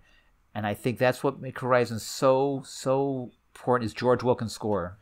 Yeah. There was a level of seriousness with it that you didn't get from the Sherman Brothers song. You know what I mean? Even from the opening notes, Yes. if we can dream it, then we did it. Yeah. Like a preamble, and there's a majestic subtlety Absolutely. to that composition that fits so well with that ride. And it's not even that subtle, and it's fine. It's not that subtle. It's okay. Yeah, and we're gonna find out next month, and as we work to tune all the scene music that we do have with the scenes as we talk about it. You're gonna find out. Wait, Rod. We're actually going to get into the ride at some point. Well, I'm thinking. I don't know. Maybe in a few years or some point, you're going to really see and feel the theme for that specific room. The only other attraction where they took a theme like that and always kind of changed it to theme was World of Motion, and we talked about that. How when you're in the the scene with the Chinese junks. It's an Oriental sound to the World of Motion, and you're in the 50s, and it's kind of got that, doo-wop beat or whatever you want to call it. Here, there was just so much powerful instrumental music that was put into the different scenes. It's quite amazing. And then you also with the music, you get into there's a Great Big Beautiful Tomorrow, which has a cameo role in this as well. Yeah. Yes. And the only other thing, obviously It's a Small World, the music there is so important, but in terms of this level of this style of music, Soren is the only other soundtrack I think plays that critical, significant, serious role, maybe a non-instrumental role. That's what I feel that is kind of the most equivalent also as well, maybe in addition to World of Motion. Well, I think I was going to say, it is funny that you talked about how that has more of a whimsical feel, because they do use It's a Great Big Beautiful Tomorrow in the first half of the ride. Which is the whimsical part of the ride. In different incarnations, and then it transitions and then goes into the other theme. So I think you guys actually, sort of hit the nail on the head on that. Of there was a place for it. It worked in that context, but then there was something else that was needed. That was, not quite as, the Shermans have a very optimistic view. When they write those types of songs, it's like these big, I don't even know how to describe. There's just these very big, broad. They're the right before you go to curtain at the end of Act 1. You know what I mean? They really are. And all my comments about the seriousness, of course, are the second part of the ride when you get to the actual world. The build-up is supposed to be a look back at what people thought when they were not really serious about the future, when they were being Buck Rogers inspired, and then now we'll show you what the future really could be, and that's where I think that score is so important. So I'm glad you brought that up. And the score, I mean, we have to remind everybody too that if you didn't experience all of Future World at this time, all of the attractions had fantastic scores. Like the other score that comes to mind that to me is just embodies some of the same hope was and we talked about this on the Spaceship Earth podcast episode, that the original score for, at least from the Walter Cronkite era, when you came to the Apex, was so powerful. Yes, yeah. And this has that same level, but it was the entire ride. Yes. That was the difference of it. And it was and it stayed on through the entire 16 years it existed, Spaceship Earth. And about 16 days after you left the attraction. Yes, that's right. It was hard to forget those lyrics and that music. Yeah. Well, everybody will definitely have that earworm next month. We have no less than, I think, 104 different versions and clips and music that we're going to interject into the show next month when we start walking through the entire attraction, or suspended through the attraction, I guess we should say, as we get into the ride details of how that attraction works. I was looking through some of the maintenance manuals. It's just... It's mind-boggling. I know the same stuff goes on for Peter Pan and Carousel and all that, but it's just mind-boggling. That'll come after the full episode we do on the sponsor lounge. That's right. Yeah, we have a whole thing on that, and future. We can't forget. I have a document. I have a sponsor lounge document, and I have the ride control system document as well. Perfect. So I've been researching scene numbers and matching them to the music in preparation for next month. Excellent. Are the scene numbers in Roman numerals, or just only for the first half of the ride before the digits were actually invented? So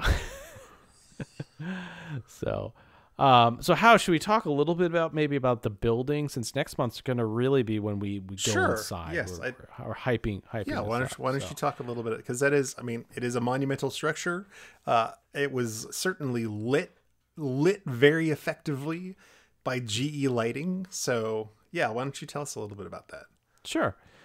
So I was doing some research, and there weren't a lot of good information on the actual size of the building, and some of the blueprints were hard to read. But let's talk about some other pavilions here and see where it fits in. So first of all, the ride that replaced it, Mission Space, is about 200 feet by 234 feet.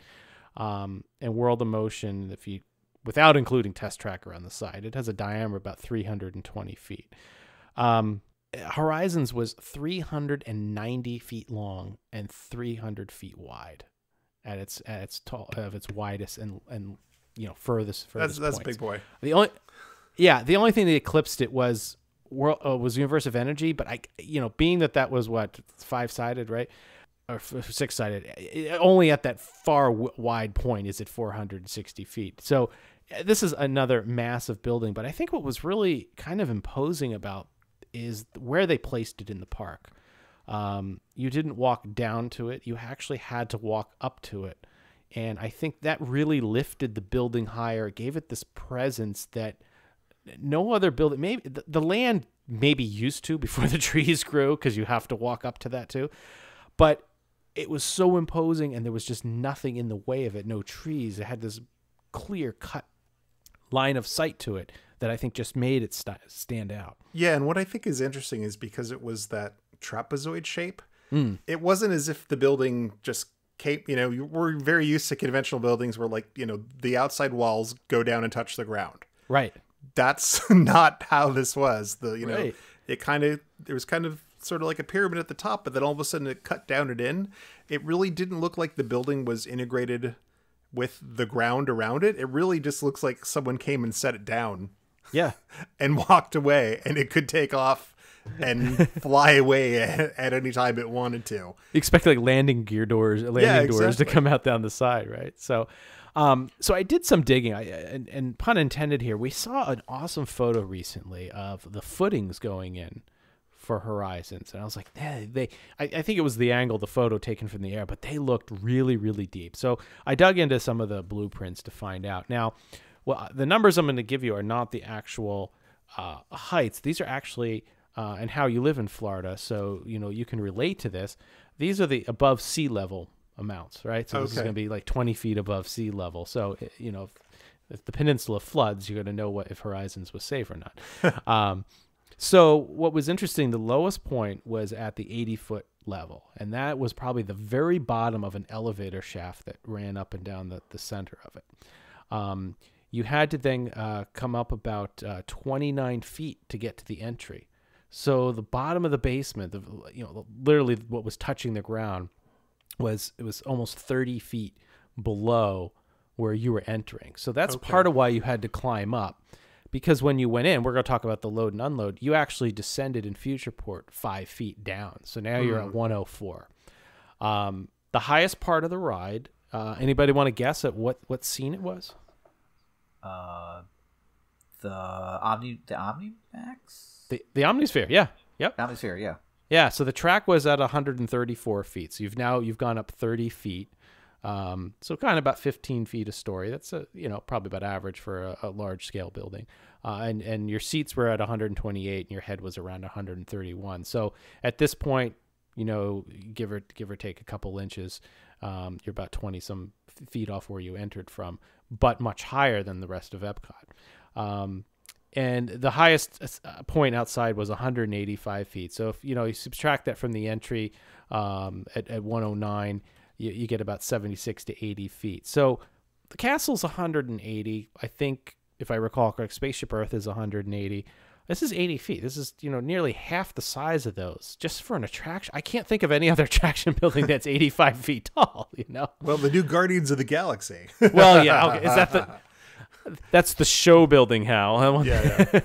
So, and it's funny you point that out, Hal. I mean, granted, that's a roller coaster. But what I think is really unique about all of the, especially because you could see all of Horizons, is that we forget that the EPCOT show buildings, especially those on the east side of Future World, were designed so that you could see the show building was the actual attraction building, and we forget about that everything, it was encompassed. It was sided on all sides to be themed. When you get over to, it's funny, when you go to the land and journey into Magic, it gets a little wonkier over there. But this is one of the 3 or 4, if you include Spaceship Earth, that really showed the whole thing. So I know next month we're going to get into this show, but let's tease a little bit with some of the statistics. I know we did this way back on the World of Motion episode. So depending on which document you read, there's anywhere from 50 or 51 audio animatronics. So that's our homework for next month. I have 50. According to the cast member manual, it's 50. It's 50. Okay, and I have another document that says 51, so we'll do that. 770 props, 24 sets, but I've been doing research on the scenes. There's what is a set and what is a scene is kind of blurry, but we'll go through that. It's really interesting that the number of video projectors versus film projectors. The film projectors eclipse the video projectors so by 3 and 12 and 9 respectively. And then I don't know what they classify as special effects as 50, but we'll figure that out. I guess that may be the basketball men or the orange cannon. Oh yeah, who knows? Yeah, those might be the special effects. All right, here's a conversion that Brian can do. The ride speed was 1.5 feet per second, so maybe we can figure out if how fast we were really going.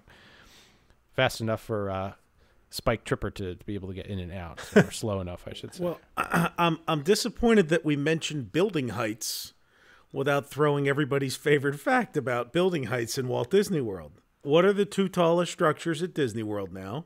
Everest and the Hollywood Tower Hotel at 199.5 feet. Wow, that's Do you right. know why? Yes. They are. Yes, see, Todd knows. That's the fun thing that they always tell you on That's the right. little VIP tours and stuff. Right, 200 feet is the FAA minimum where you need the red light, so they don't want to destroy the look of putting a red light on the top for aircraft warning. So what were we doing? 1.5 feet per second? Yeah, Is that... yeah. What do we got on miles per hour on that? So well, if you were traveling, that's 1.022 miles per hour. Wow. Pretty slow. Pretty slow. Well, to get you there. Yeah. So here's it beats what... walking. And how you and I commented when we did the World of Motion episode, how the ride time was. That was a long ride. I forget what we said it was. Yeah. And a World of Motion? Yeah, 15 minutes, somewhere in that vicinity. Yeah. And right here, Horizon's 14.57 minutes. I mean, you're at 15. That's a long time for an Omni-Move. That's dark assuming ride. they don't stop your ride for some guys running around. Yeah. Never knew anybody who did that. It's funny too. We have a great restored film that or video that I got, and it's a PAL version. Then Martin of Martin's Video gave me a number of years ago that I then enhanced, and because it was PAL, it was already progressive scan rather than interlay. So it's probably the best out there. And it runs about 16 minutes or 17 minutes or so because it has load and unload. But the comments have always been great that this is amazing, we love it, and it even has a ride stop. right in Nova site, it has a or Nova City has a ride stop. So there are 184 vehicles seating 4 people, 5 if you had some kids. I think you could squeeze in there, but then we wouldn't be able to get majority rules. There might be an uproar. That's true. Yeah, somebody would not have a vote. Kids don't get the vote in the future. That's right. So we had a couple different lower levels in there. They had wardrobe and maintenance levels. We're going to get into some of those in future episodes, really diving in. Ted, what do you have on the VIP lounge since you have the document there? Anything of note? I mean, I've seen pictures of it. It's a grand place. I wish I could go visit it. This is a Horizons corporate packet. By the way, I have a few other stats about the... oh, yeah. Oh, should I do Send that them first? out. Yeah, go ahead. So the track length, 1,562 feet. Total square footage, you want to guess? 100,000. Oh, that's right. 101,325 square feet. Nice job, JT. Way to go. It took 3,700... Hold on, I have it here. 3,700 tons of steel to construct the pavilion. And I read that was more than Spaceship Earth. Wow. And we have some great construction photos of it, and the matrix of steel is just, it's dumbfounding, and no wonder when they finally did take it down, they it's either blast it or take it down the way they did, because my understanding, and I'll send you guys the picture here. It almost looks like the inside of Space Mountain going up. It's absolutely mind-boggling. And they're not even done with it there, right? Yeah, that was November 82. I was just thinking that. So what's kind of interesting is, this pavilion was built right out in front of everyone because construction didn't start until, the park was open. So yeah, that's pretty rare. It's like they could put a construction wall around it, but there wasn't much you could hide. No. We have some film of the construction too. One of our films that we have shows workers on the roof in the later stages and stuff, which is really neat. Have you posted that yet? Oh yeah, that one's been on there for a number of years. I have some more obscure facts and figures about the ride and the control system. Do you want those now? Absolutely. Okay, the ambient temperature of the pavilion must be between 0 and that is obscure. And 60 degrees Celsius. It's a Celsius thing. The relative humidity must be between 30 and 95%. The wheel diameter was 8 inches, and the AC motor speed was 1620 RPM. I could go on, but I'll leave Ladies and gentlemen, we told you we would go deep, and we are going deep. Oh, I have more, but I'll stop there. So if you go check out the Horizons Ride Control System spec document on DisneyDocs.net, it is 50 pages of diagrams and a lot of calculations of how the ride works. It is far beyond me for most of it. The corporate packet I have is it talks about how customers of GE could go to the sponsor center, and it was a place to entertain special guests and to reward employees as well with the behind-the-scenes look of Horizons and be able to get on the ride. I thought it was interesting that the sponsorship forms, so you have these forms that you'd fill out and as a GE or I guess as a Disney employee to sponsor someone to get one of these passes. And it talks about how the sponsorship forms could be either sent by RapidCom or Panafax back to Disney. I couldn't tell if those were made up in the spirit of Horizons or those were actual fax equipment of 1983, because I have never heard of them. I don't know if any of you have. So this document does not go into a lot of detail about the center itself. It just simply has some original forms to fill out to get sponsors. So I can't provide you any more insight into the behind the scenes of what that center was and how it became to be and how long it was and how it worked. Well, I do have two. I did actually get to go into that one time. Oh, wow. Officially. And to me, the most interesting thing was they had a camera up on the top of it that you could remote control from inside. It was a special GE camera. It had a really long telephoto lens on it, and you would control it remotely, and you could kind of put it around the park and zoom in on people walking around and stuff. And but again, it was just like, hey, we have this thing. It's like, let's do a demonstration of it for the people to see. And then one little tidbit that came out that I thought was interesting was that it became, when Spaceship Earth was being renovated in 93 or 94. I'm trying to remember now when it went through its, I guess that was 94. For Jeremy Irons. Yes. When the AT&T lounge was closed during the renovation process, they let the AT&T people use the Horizons lounge instead during that interim period when it was shut down. So some AT&T folks got to go into there and use the Horizons one too, which I thought was a neat little tidbit. Well, let's give a little preview then. You know, we're gonna have some health scans coming up next month. I think as we go through that area, we got loranges we need to talk about and flavor grapes, pepcumbers, right? I believe we're also grown in the future. We got to be careful. There's a storm coming, so we're gonna have to be careful about that. And the most important part, though, is that we're gonna have to do it in time to get back to the birthday party, because don't forget, we are going to have that coming up next month. There's a birthday party. That is Davey's birthday is very important to us. Yeah. It is important. But we're also going to take go back in time and look at, as we talked about, the future that never was from Jules Verne's view and a few others. But how you have a lot of information just on the queue alone of Futureport. And I was reading something the other day that somebody walked in there and noticed were probably faux doors and wanted to know why there was always a trash can sitting in front of the door, the faux doors, right? So we'll talk about that. And we know exactly who's responsible for that. There we go. So we've got that type of information. And just the look of it, the mural when it came down, some changes to the pavilion over the years. There weren't many, but there were a few. And then obviously in future episodes, we'll get into the eventual demise and some particular people who were able to get up close and personal. And how you have a stack of photos, right? That are I do. Well, actually, slides. So they're going to Brian. That's all Brian's now. Yeah, right? They're scanned. Done. They're done. They're done. You might get to see them at an event in Florida in October. Listen to that. All right. Well, we'll hint a little hint there. So, so we've got a lot of great stuff.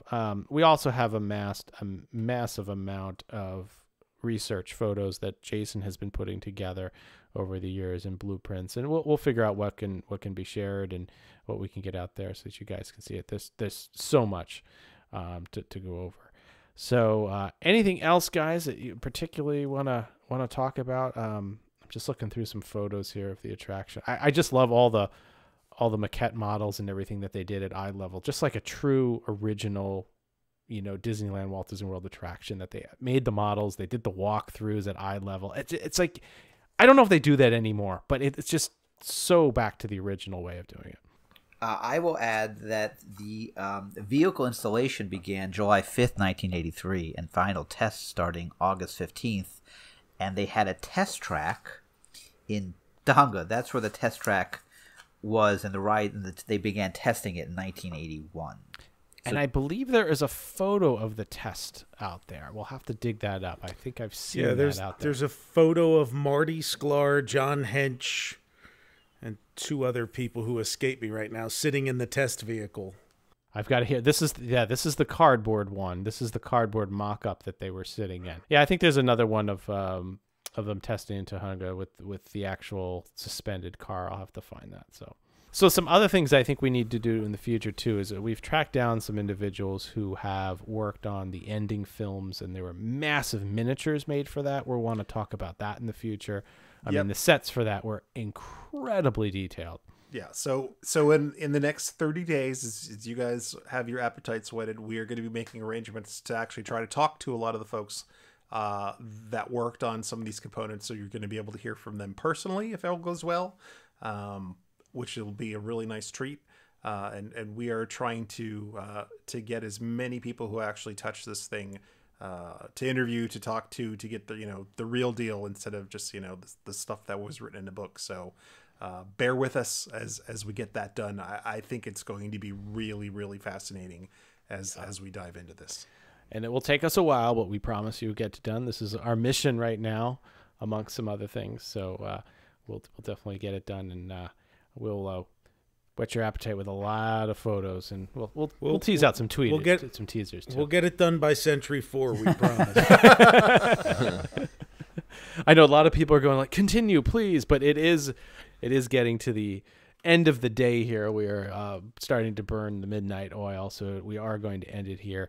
But we will be back next month with part 2, where we, like we said, we'll go into the attraction and get into the nitty-gritty detail of all the scenes, line up the music, and it'll be a lot of fun going through that because it'll feel like we're there again. So as we mentioned, Hal sent me about 30 or 40 videotapes that we've converted, so we're going to definitely get those lined up. We have some volunteers who are helping us write articles for different films and slide sets that we've got.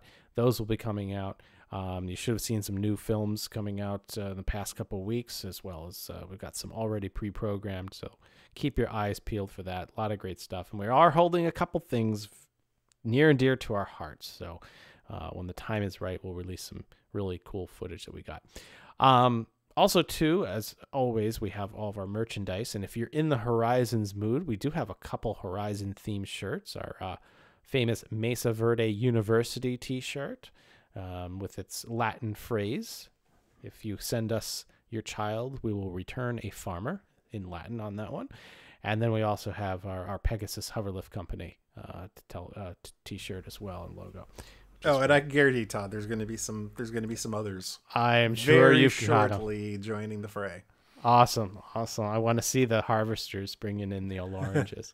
And also, too, I think next month for the adults, I am going to share out, I have a beverage called the Mad Lorange that I have come up with, which is a wonderful summertime drink. So we will share that beverage recipe. And if you could, Hal, make one of those famous little recipe cards that you often tweet out. Absolutely. That would be great. So we'll get that right. It's a wonderfully refreshing beverage for the summertime months. So, and as always, a big thank you to all of our donors out there, including you, Ted. You're one of our top donors. Really appreciate you being at that gold or platinum level, whatever metallic element you'd like to be crowned as. But I hope you enjoyed sitting in with us tonight. It was great. Thank you. You're very welcome. Thank you for all your efforts and working. If enough of you do that, we'll give you a ride in Walt's plane when we buy it. Who's flying it? We'll figure that out. We know a pilot. We have a that's pilot right. We fan. do. We do have a pilot. That's right. Yeah. Flies for a major cargo company. So cargo, passengers, doesn't matter. You're moving things. So we'll be back next month, episode 50, Horizons Part 2, The Promise. This is the prologue, so that will be The Promise. And with that, Brian, before you take us out, why don't you add and tell them where they can find Ted on Twitter and everywhere else. Follow Ted Lindhart on Twitter at TedOnTV and find his amazing cache of Disney documents on the web at DisneyDocs.net. Follow the Lake Buena Vista Historical Society on Twitter and Instagram at LBVHistory and on the web at lbvhistory.org. Follow Todd McCartney and Retro WDW on Twitter, Instagram, and Facebook at Retro WDW. For all things Retro Disney World, including exclusive merchandise, visit us on the web at retrowdw.com.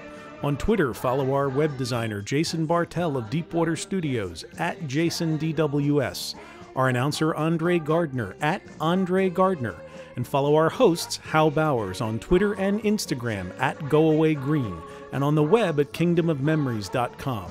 For JT Kuzier on Twitter at LS1JT, on YouTube at Rubber City Motoring, and on the web at rubbercitymotoring.com. And you can find me on Twitter, Facebook, and Instagram at Brian P. Miles.